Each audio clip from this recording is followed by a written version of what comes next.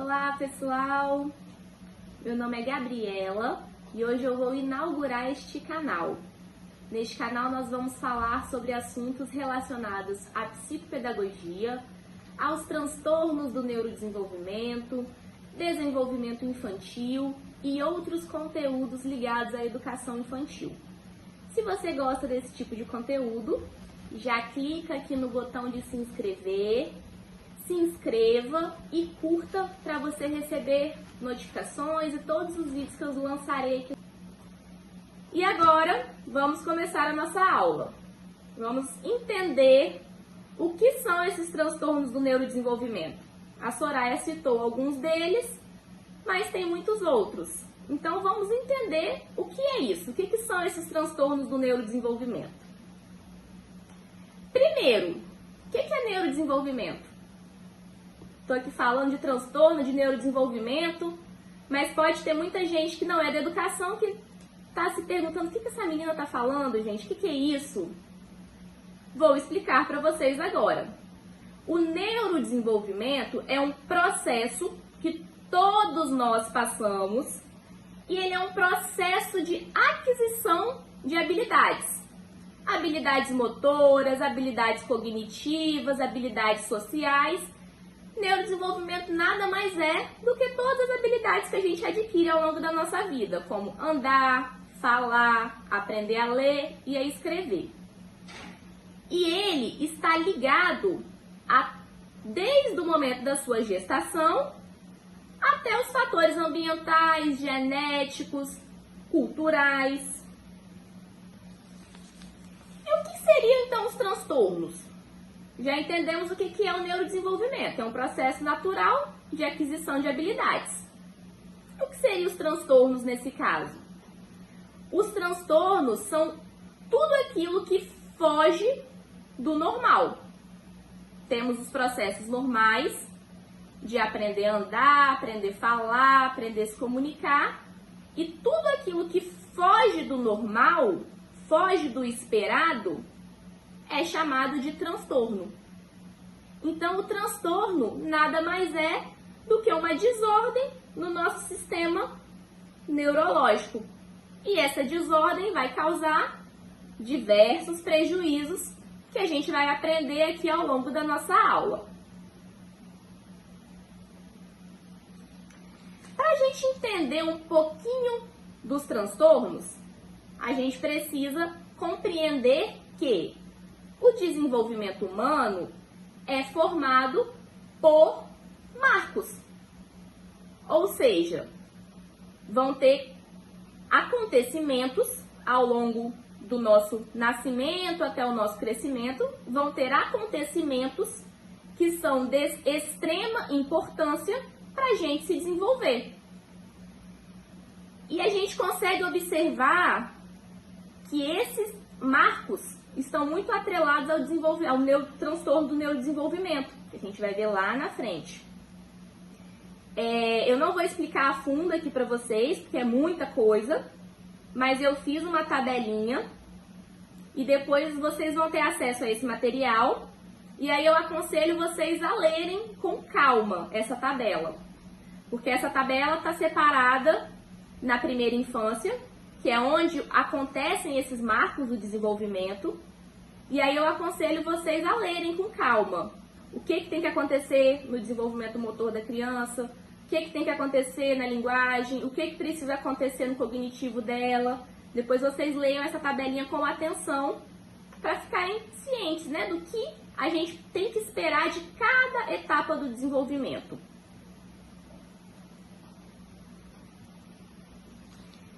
E aí vocês devem estar se perguntando, o que isso tem a ver com transtorno? O que desenvolvimento humano tem a ver com transtorno? Não estou entendendo relação. Vocês devem estar se perguntando, aonde que entra o transtorno nessa história? O que isso tem a ver? O que acontece é que o desenvolvimento humano, ele serve de referência. Principalmente para vocês que são educadores, né? Vocês que têm contato com criança ali todo dia, diariamente. Vocês precisam se atentar a esse desenvolvimento, a esses marcos que estão aqui, ó, nessa tabelinha atrás. Vocês precisam se atentar a ele, porque quando acontece de alguma coisa que estava prevista para acontecer em alguma dessas fases e não acontece, é um sinalzinho de alerta para a gente enquanto educador, para a gente enquanto pai, enquanto mãe, mas principalmente para nós enquanto educadores. Os transtornos do neurodesenvolvimento, eles são de origem genética e hereditária. Ou seja, nenhum transtorno vai acontecer por culpa do ambiente que a criança vive. Nenhum transtorno vai acontecer porque a criança mexe muito no celular. Não. A origem do transtorno é genética. Tem causa genética e causa hereditária. Porém, essas manifestações do transtorno, a gente vai se atentar e vai perceber no desenvolvimento infantil.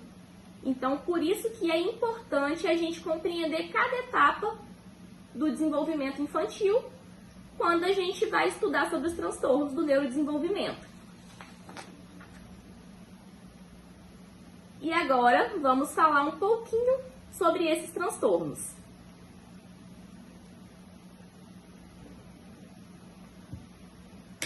Os transtornos do neurodesenvolvimento, eles causam déficit na interação social, na comunicação e no desempenho social da pessoa que tem esse transtorno. E os transtornos são classificados de acordo com um manual de psiquiatria. Dentro desse manual, está lá categorizado, a Associação de Psiquiatria Americana categorizou todos os transtornos do neurodesenvolvimento. Classificou eles em 7 tipos. Coloquei também essa tabelinha para vocês. Depois vocês dão uma olhada nessa tabelinha. Lá fala, né, detalhadamente quais são os 7 tipos classificados. E agora eu vou passar um vídeo para vocês. Antes da gente entrar de fato em quais são os transtornos, eu vou passar um vídeo para vocês. E aí vocês vão assistir ele e vão pensar, qual é o transtorno será que esse vídeo está falando? Pensem aí no conhecimento que vocês já têm sobre o assunto. Pensem em qual será o transtorno que essa criança do vídeo tem.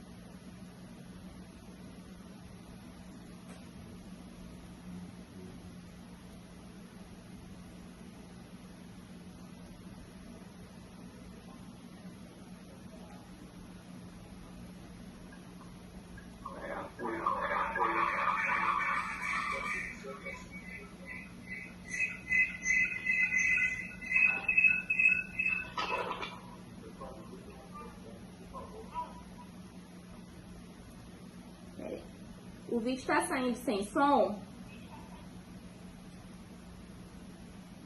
mas eu vou mandar para vocês também depois do vídeo. E eu vou passar ele agora, mas ele tem legenda. Então eu vou passar ele agora para vocês lerem. Se ficar muito pequeno, vocês me avisam. O vídeo está sem som.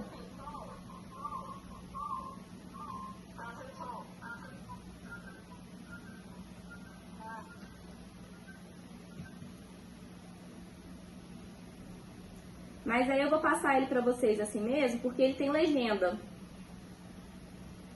Aí é só acompanhar a legenda dele.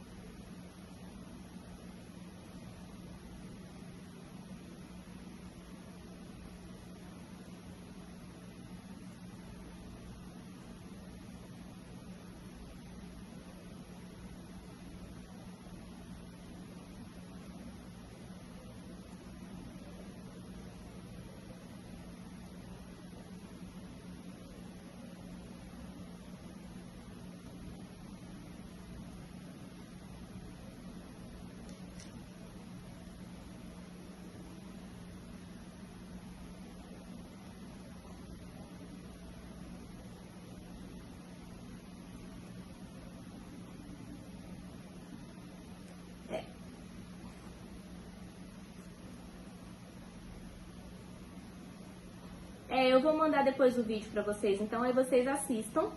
E aí depois vocês me mandam também no privado sobre qual transtorno vocês acham que o vídeo fala, tá bom? Vou seguir aqui com a aula então. Como a gente tinha visto, né? O DSM classifica essa quantidade de transtorno, que são 7, e cada um desses 7 tem subitens. Mas nós vamos falar dos 5 principais, que são os mais vistos no meio escolar. Eu acho que tem alguém com o microfone ligado que está dando microfonia.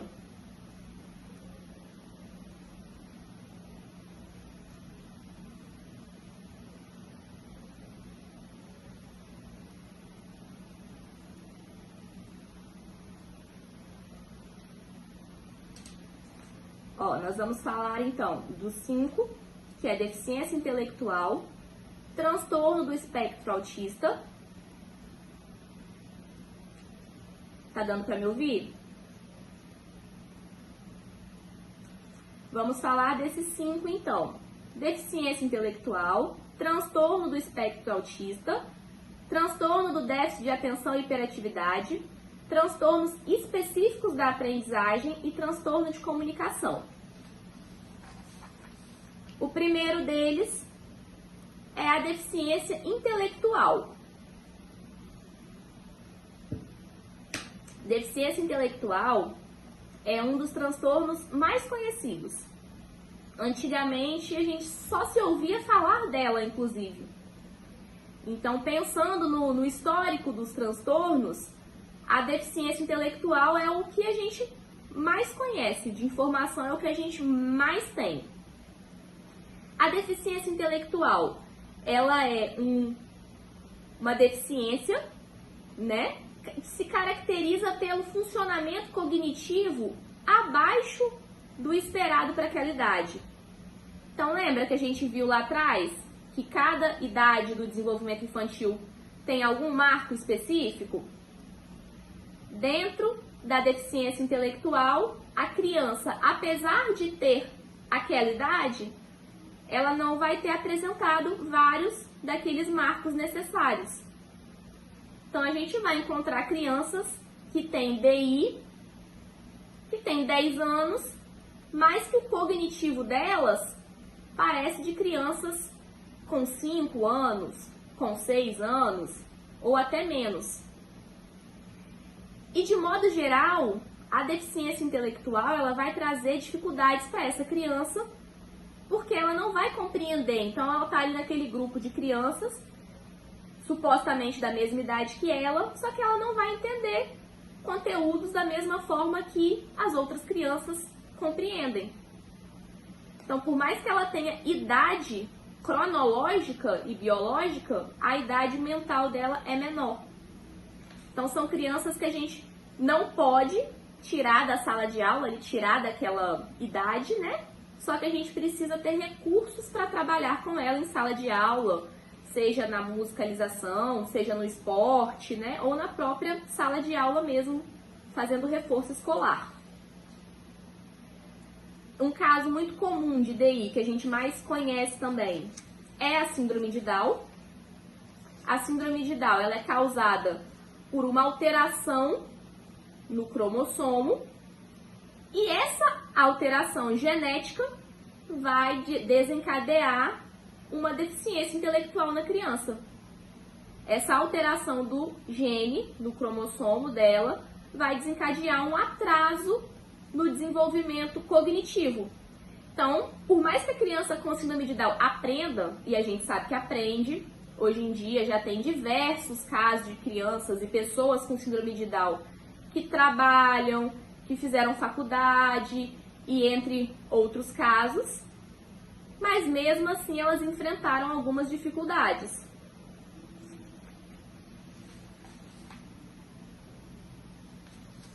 Além disso, nós temos também o transtorno do espectro autista, que é um transtorno que está muito conhecido e muito em evidência atualmente.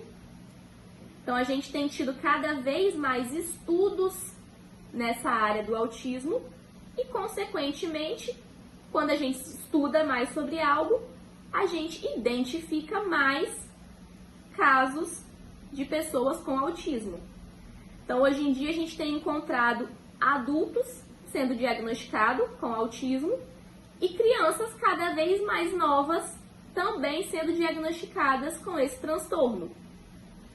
O transtorno do espectro autista, ele é um transtorno caracterizado com déficit na comunicação e na interação social. E esse déficit, ele se manifesta em vários contextos que essa pessoa vive. Ela vai ter déficit na comunicação em casa, na escola, na igreja.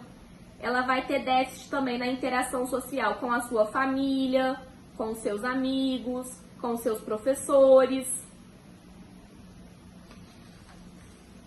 E agora a gente consegue já notar, através dos estudos, né, do crescente número de pesquisas na área do autismo, a gente já consegue diagnosticar o autismo desde muito cedo. Crianças a partir de 2, 3 anos, a gente já consegue diagnosticar a presença do autismo nelas.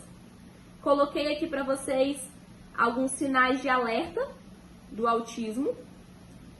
Depois vocês vão ver que esses sinais de alerta estão atrelados também a etapas do desenvolvimento infantil. Características como não apontar, não fazer contato visual, gostar de rotinas fixas, não conseguir, não ter flexibilidade para mudança de rotina, dificuldade em entender coisas abstratas, metáforas, dificuldade em participar de jogos e atividades que envolvam o coletivo. Todas essas características e comportamentos são sinais de alerta para o autismo. E o autismo, ele vai ser caracterizado em níveis. Ele é caracterizado, né, ele é classificado em níveis de suporte. Esse nível nada mais é do que o grau de dependência que aquela pessoa tem para exercer suas tarefas cotidianas. Quanto mais dependência ela tiver para se comunicar, para interagir, para manter a concentração ali, quanto maior a sua dependência, maior vai ser o grau de autismo dela, o grau de suporte dela.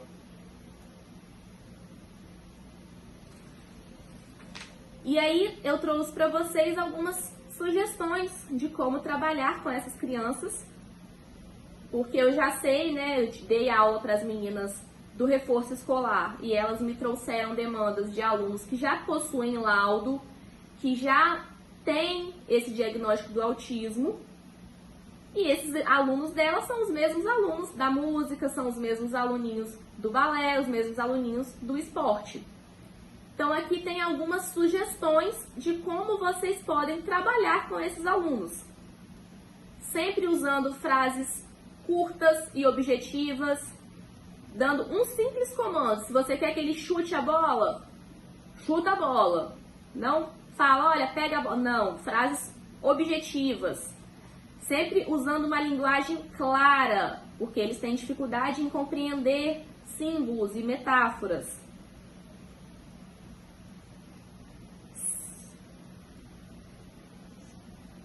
Peraí, gente, que parou de compartilhar aqui minha...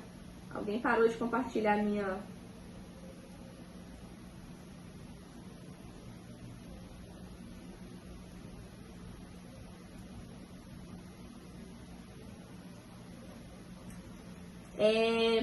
Outra forma de trabalhar com os autistas é usando recursos visuais, porque como a gente viu, a maior dificuldade deles é na comunicação. Então, se possível, sempre tenha imagens do que vocês querem que eles façam. Ah, eu estou dando aula de música para eles. Eu quero que ele aprenda a tocar o violão. Antes de mostrar de fato o violão, esse aqui é violão. Antes de mostrar de fato o instrumento, Pega uma imagem, mostre, olha, esse aqui é o violão, pede para ele repetir, violão, entendeu? Pede para ele sinalizar. Antes de querer entrar de fato com o conteúdo que você quer dar para ele, tenta sempre apresentar primeiro as imagens, trabalha com ele essa linguagem não verbal e aos poucos vai inserindo a linguagem verbal.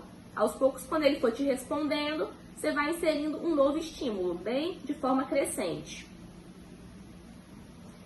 E agora vamos entrar um pouquinho no transtorno de déficit de atenção e hiperatividade. Transtorno de déficit de atenção e hiperatividade é um distúrbio do sistema neurobiológico e ele é caracterizado por duas coisas: desatenção e hiperatividade. São essas duas coisas que caracterizam esse transtorno. Além disso, é muito comum a gente encontrar atrelado com a hiperatividade a impulsividade. O diagnóstico do TDAH, ele é feito apenas através do histórico da criança. Não existe nenhum exame, nada que vai te mostrar, como por exemplo, a deficiência intelectual. Tem exames que mostram que a pessoa tem síndrome de Down, tem paralisia cerebral, tem diversos outros problemas, né? O TDAH não. O TDAH, ele não tem nenhum exame que vai diagnosticar aquela pessoa com esse transtorno. O diagnóstico dele é feito exclusivamente através do histórico da criança. Então, mais uma vez, nós, enquanto educadores, precisamos nos atentar ao desenvolvimento daquela criança. Se ela não atingiu os marcos necessários para aquela idade, sinal de alerta. Pode ser que ela tenha algum transtorno e que a gente, em algum momento, o médico peça para nós, enquanto professores, enquanto coordenadores de base, né? O médico pode pedir algum laudo sobre como é o histórico daquela criança na escola, como é ela naquelas atividades cotidianas dela.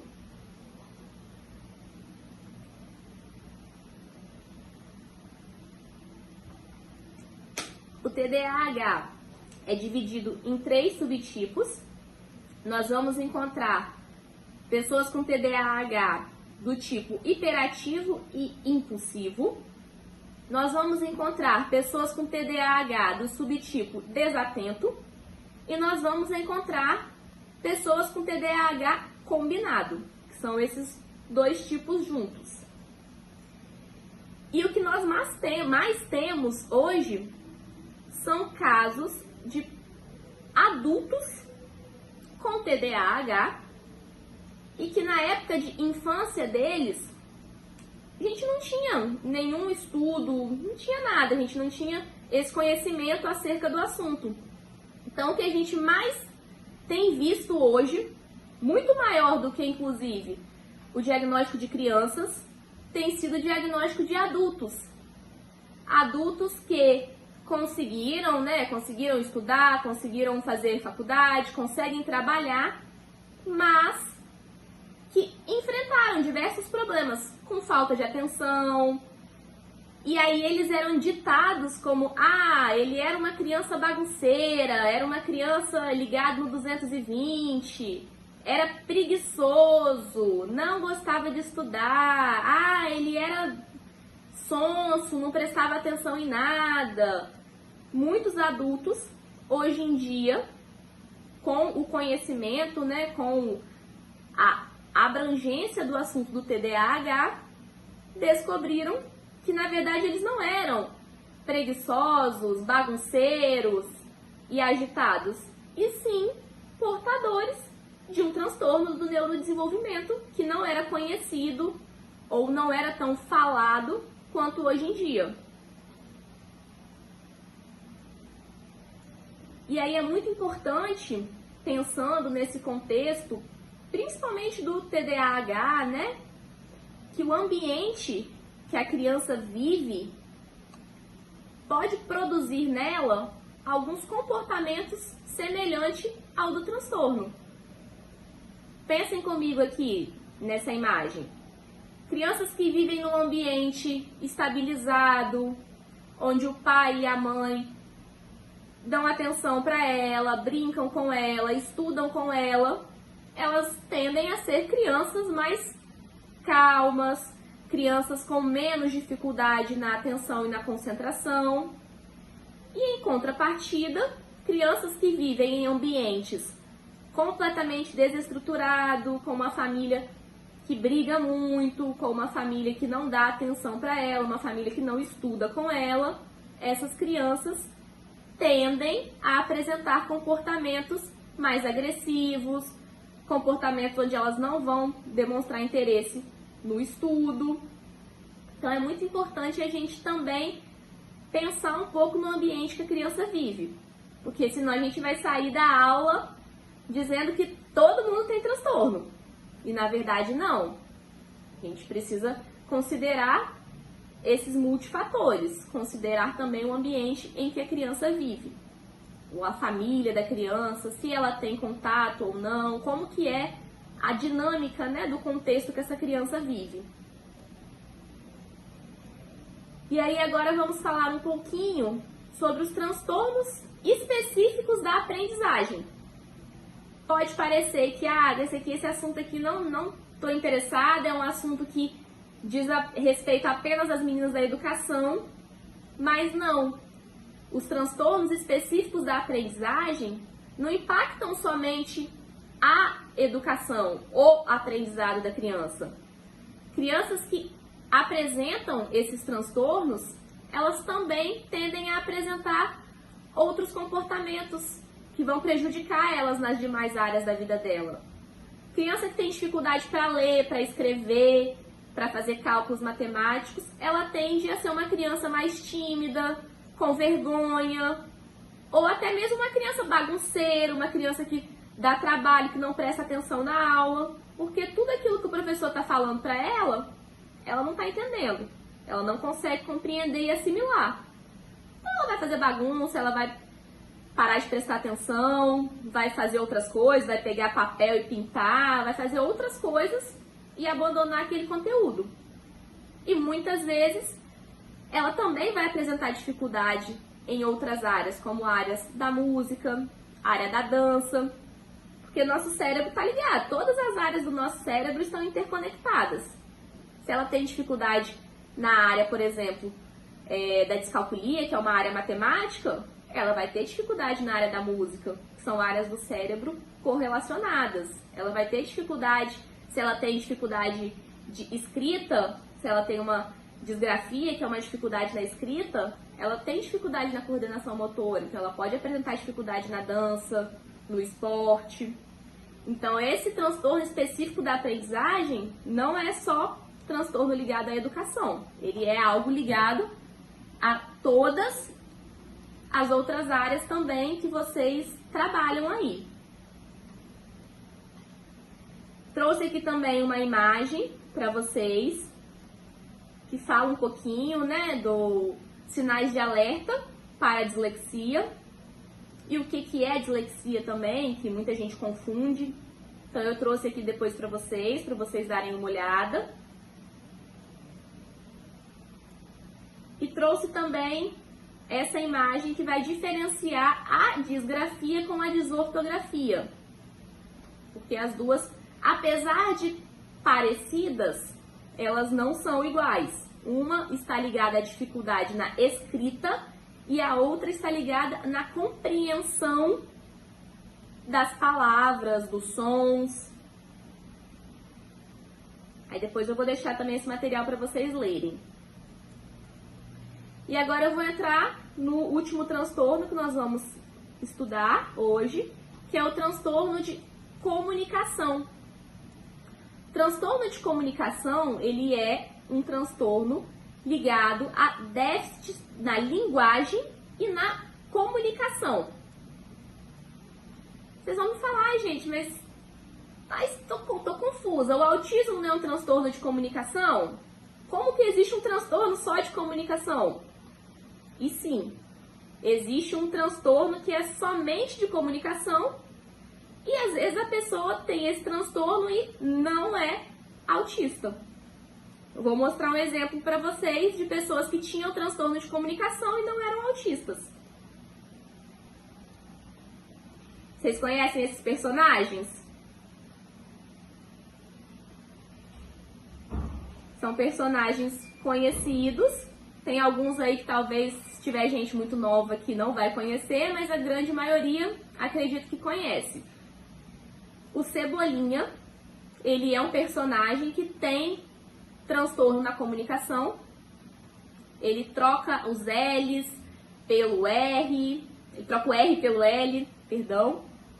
E por muito tempo pensou-se que o Cebolinha tinha dislexia, mas não. O Cebolinha, ele consegue escrever. Depois, mais pra frente, Maurício de Souza falou que não, que o caso dele não é de dislexia, e ele sim tem dislalia, que é um transtorno da comunicação. Tem também o Gaguinho, que é um personagem que ele, né, como o nome já diz, é gaguinho, ele é gago. E a gagueira também é um transtorno da comunicação. E tem também esse personagem aqui, que eu esqueci o nome. Se alguém lembrar, escreve aí no chat pra mim. Mas que ele também tem dislalia, igual o Cebolinha.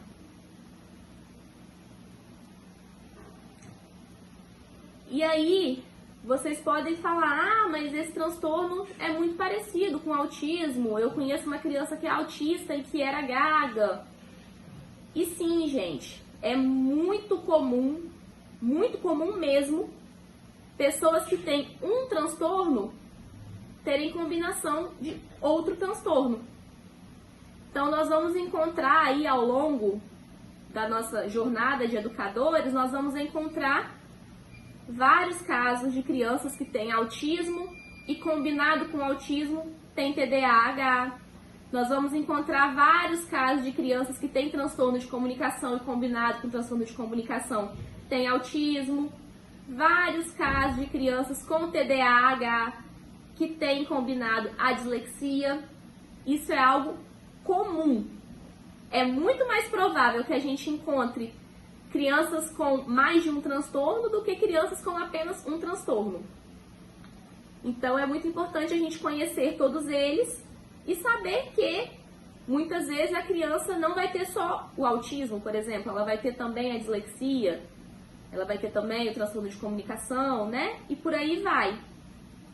Mas é importante também a gente saber que mesmo que essa criança tenha um laudo, ela é uma criança que vai apresentar gostos e preferências que são só delas. Elas têm necessidades que são só delas. Elas são pessoas assim como eu e você. Os laudos, os diagnósticos, eles são apenas para nortear quais serão os nossos trabalhos com essa criança. E não pra gente rotular ela, não pra gente falar, esse aluno aqui, ele é TDAH. Não. Os laudos são apenas para nos possibilitar caminhos e formas de intervenção.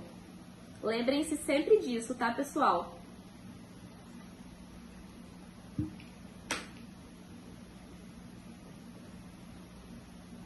Quero agradecer a vocês pela participação nessa aula de hoje.